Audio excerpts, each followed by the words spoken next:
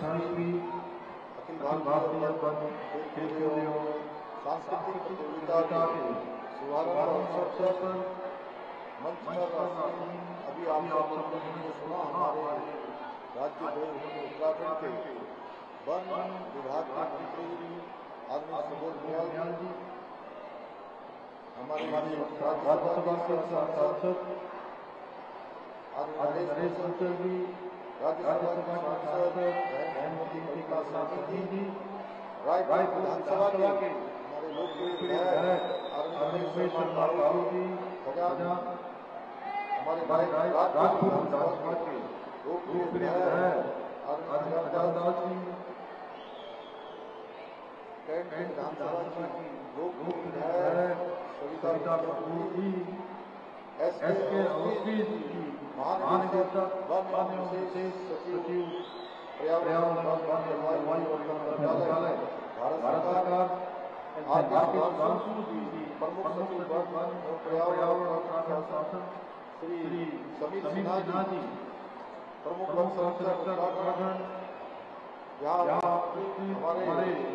श्री संतोष तिवारी जी, सुदीप कुमार जी, उपेश उपाध्याय जी, श्री शंकर अग्रवाल जी, OP चंदनी जी, police महानिदेशक श्री विक्रम सेठ जी और यहाँ पर उपस्थित हमारे सभी अधिकारी पूरे देश भर के यहाँ पर आए हुए सभी हमारे वन विभाग के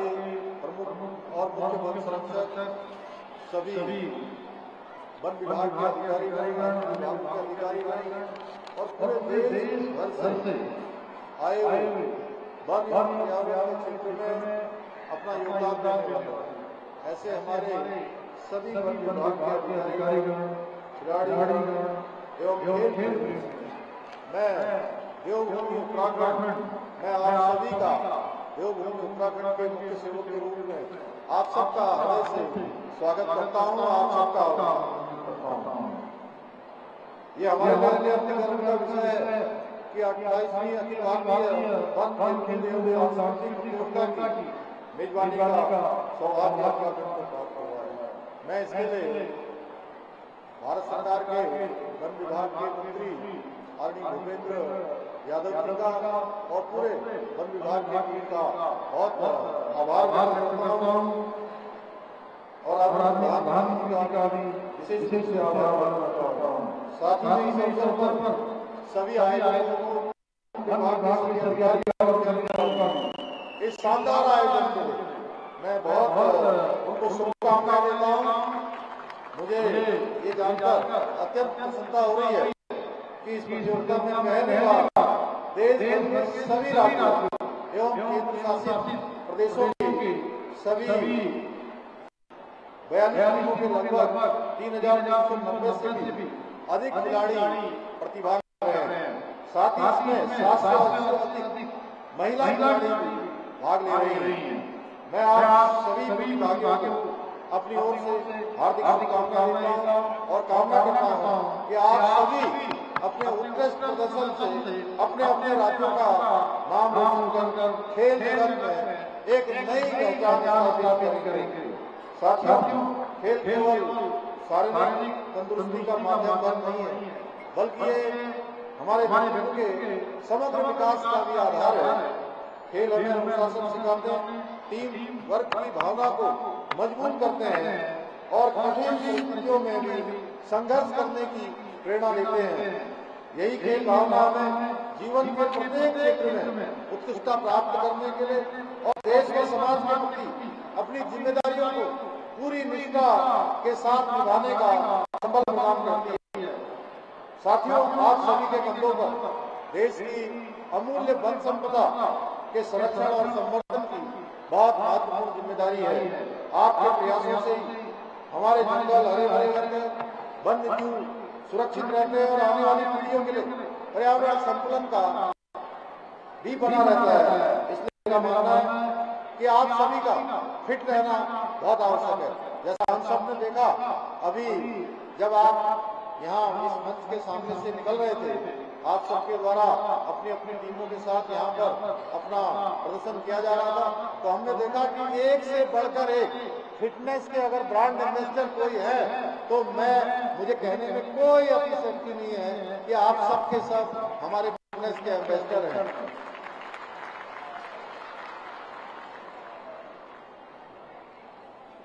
आदरणीय प्रधानमंत्री श्री नरेंद्र मोदी के नेतृत्व और मार्गदर्शन में हमारी सरकार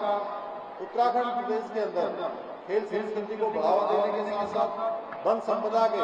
संरक्षण और संवर्धन की दिशा में भी निरंतर प्रयासरत है। हमारी सरकार के द्वारा राज्य में स्पोर्ट्स लीगेसी की प्लान के अंतर्गत 8 शहरों में 23 खेल अकादमियों स्थापित करने की दिशा में भी हम काम कर रहे हैं। वहीं राज्य के खेल विश्वविद्यालय की स्थापना करने के साथ साथ महिलाओं को खेलने के प्रोत्साहित करने के उद्देश्य से महिला स्पोर्ट्स कॉलेज की स्थापना भी हम करने जा रहे हैं। इसके साथ राष्ट्रीय और अंतर्राष्ट्रीय स्तर पर पदक जीतने वाले खिलाड़ियों को सरकारी नौकरी में आउट ऑफ टर्म की नियुक्तियां भी हम प्रदान कर रहे हैं। यही नहीं, हमारी सरकार राज्य के उत्कृष्ट खिलाड़ियों को 50 लाख रुपए के सम्मान राशि प्रदान कर उनकी प्रतिभा और उनके परिश्रम का सम्मान कर रही है। साथ ही में हमने देश का गौरव बढ़ाने वाली वर्ल्ड कप विजेता महिला क्रिकेट टीम की सदस्य हमारे राज्य की बेटी स्नेहा राणा को 50 लाख रुपए की धनराशि प्रदान करने की घोषणा की है। इतना ही नहीं, इसी वर्ष हमने राज्य में 38वें राष्ट्रीय खेलों का भव्य सफल आयोजन कर उत्तराखंड को देवभूमि के साथ साथ खेल भूमि के रूप में भी स्थापित करने का मार्गदर्शन किया है। इन खेलों में उत्तराखंड के खिलाड़ियों ने पहली बार 103 पदक जीतकर राष्ट्रीय खेलों में 7वां स्थान प्राप्त कर एक नया इतिहास बनाने का काम किया है। हमने पर्यावरण के प्रति अपनी प्रतिबद्धता को निभाते हुए राष्ट्रीय खेलों को ग्रीन गेम्स की थीम पर आयोजन किया, जिसमें उपयोग की जाने वाली सभी सामग्रियां जैसे पदक, ट्रॉफियां और सजावटी वस्तुएं ई-बोर्ड, ई-वेस्ट और रिसाइक्लिंग मटेरियल से तैयार की गई। इसके साथ ही हमने इसी स्टेडियम परिसर में 2.77 हेक्टेयर भूमि को खेल के रूप में भी विकसित किया है, जहाँ भारत खिलाड़ियों के नाम पर रुद्राक्ष के 1600 से अधिक पेड़ों के साथ ही विभिन्न प्रजातियों के पौधे लगाए गए हैं, ताकि ये स्थल खेल विविधता के साथ साथ हरित चेतना का भी प्रतीक बने। साथियों, उत्तराखंड देश का ऑक्सीजन बैंक और वाटर टावर है। हमारे राज्य का लगभग 71% क्षेत्र वनों से आच्छादित है, जो न केवल हमें स्वच्छ वायु, शुद्ध जल प्रदान करते हैं, बल्कि संपूर्ण उत्तर भारत के पर्यावरण संतुलन को बनाए रखने में भी अत्यंत महत्वपूर्ण भूमिका निभाते हैं। हमारे राज्य में लगभग 15% भूमि 6 राष्ट्रीय उद्यानों, 7 वन्यजीव विहारों, 4 संरक्षण आरक्षित क्षेत्रों के रूप में सुरक्षित है, जबकि पूरे देश का अनुपात ये मात्र 2% ही है। एशिया के पहले राष्ट्रीय उद्यान Jim Corbett national park, Rajaji national park में बाघों सहित अन्य जानवरों को देखने के लिए हजारों पर्यटक प्रतिवर्ष देवभूमि उत्तराखंड आते हैं। उनकी सुविधाओं को ध्यान रखने के साथ साथ हमारी सरकार वनों के प्राकृतिक स्वरूप को अक्षुण्ण बनाए रखने और वन्य जीवों की सुरक्षा के लिए भी प्रतिबद्ध है। आज हमारे सामूहिक प्रयासों से बाघ, गुलदार, हाथी, हिम जैसे दुर्लभ वन्य प्राणियों की संख्या में उत्साहजनक रूप से वृद्धि हुई है, परंतु इसके साथ साथ मानव वन्य जीवन संघर्ष की चुनौतियां भी बढ़ी हैं। इस संघर्ष को कम करने के लिए अब हम आधुनिक तकनीकी और वैज्ञानिक उपायों का सहारा ले रहे हैं। हमारे वन विभाग को GPS tracking, drone surveillance, dog squad और जीपीएस जैसे आधुनिक उपकरणों और सुविधाओं से युक्त किया गया है, जिससे वन्य जीवों की निगरानी और सुरक्षा को और बेहतर ढंग से किया जा सके। हमारी सरकार द्वारा जहाँ एक राज्य में सीएम योजना को संचालित कर युवाओं को nature guide, drone pilot, wildlife photographer, trekking guide और इको टूरिज्म जैसे क्षेत्रों में प्रशिक्षित किया जा रहा है। वहीं हम इको डेवलपमेंट कमेटियां और मेंटर राइड जैसी पहलों के माध्यम से स्थानीय समुदायों को वन्य जीव संरक्षण और पर्यटन से जोड़कर उनकी आजीविका को भी सशक्त बना रहे हैं। इसके साथ ही प्रदेश के प्रत्येक जिले में इको क्लब के माध्यम से विद्यार्थियों को वन्यजीव और पर्यावरण संरक्षण से जुड़ी शैक्षिक यात्राओं का अवसर भी प्रदान किया जा रहा है। इतना ही नहीं, हमने कारपेट में एक आधुनिक रेस्क्यू सेंटर की स्थापना भी की है, जिसे हम वन्य जीवों का एम्स भी कह सकते हैं। इस सेंटर में घायलों, बीमार वन्य जीवों के उपचार और पुनर्वास की अत्याधुनिक सुविधाएं उपलब्ध कराई जा रही हैं। इसके साथ ही मानव वन्य जीव संघर्ष में दी जाने वाली मुआवजे की राशि को 6 लाख से बढ़ाकर 10 लाख रुपए कर दिया है। आज हमारे बीच में आदरणीय भूपेंद्र जी को भी यहाँ उपस्थित होना था, लेकिन वो हमारे बीच में नहीं आए। मैं उनका बहुत धन्यवाद देता हूँ कि उनके माध्यम से लगातार अनेक योजनाओं को हमारे यहाँ पर, चाहे वन विभाग की अनुसूची मिलनी हो या अन्य काम होने हो, क्योंकि हमारा बहुत बड़ा मार्ग विकास का, तो देवभूमि उत्तराखंड के अंदर जो विकास हमारा जाता है उसके वन विभाग से ही होकर जाता है। और इसलिए हमारा प्रदेश पर्यटन और वन्यजीव संरक्षण दोनों के लिए अत्यंत महत्वपूर्ण है, जिसके अंतर्गत वाइल्ड लाइफ हॉस्पिटल और आधुनिक रिसर्च सेंटर की भी स्थापना की जा रही है। इस परियोजना में भूमि आवंटन से लेकर सभी प्रक्रियाएं पूर्ण हो चुकी हैं। केवल प्रशासनिक बाधाएं हैं, जिन्हें वन विभाग के मार्गदर्शन में सहयोग से जल्दी ही दूर कर दिया जाएगा। इसके साथ ही उत्तरकाशी में प्रस्तावित स्नो लेपर्ड कंजर्वेशन सेंटर की स्थापना के संबंध में भी हमें वन विभाग भारत सरकार की अपेक्षित सहयोग की आवश्यकता होगी। वैसे तो आदरणीय भूपेंद्र जी के नेतृत्व में और उनके मार्गदर्शन में हमारा वन विभाग का प्रत्येक काम